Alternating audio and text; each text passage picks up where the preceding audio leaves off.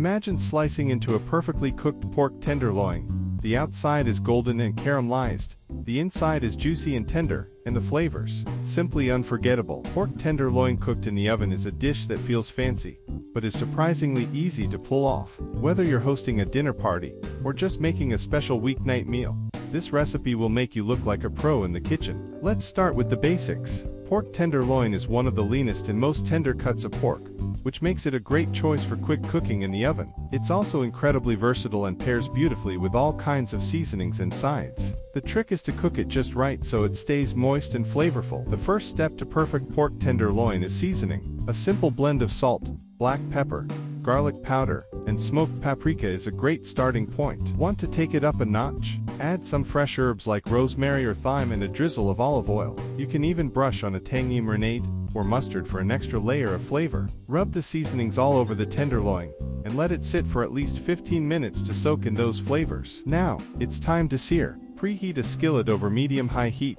with a bit of oil and sear the tenderloin on all sides. This step is crucial because it locks in the juices and creates a gorgeous crust that's full of flavor. Don't rush it. Let each side get a nice, deep golden color. Once seared, transfer the tenderloin to a baking dish or keep it in the oven-safe skillet.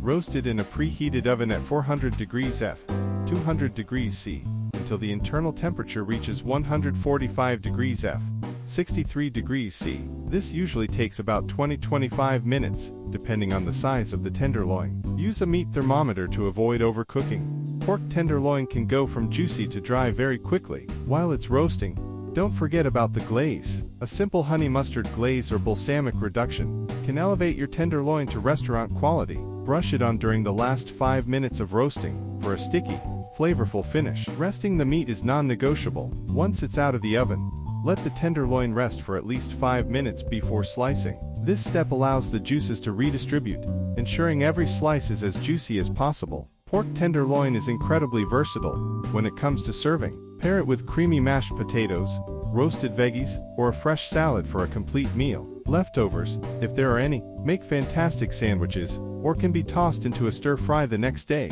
Are you ready to make the juiciest pork tenderloin your oven has ever seen? What seasonings or sides would you pair with this dish to make it your own? Share your ideas and let's get inspired together.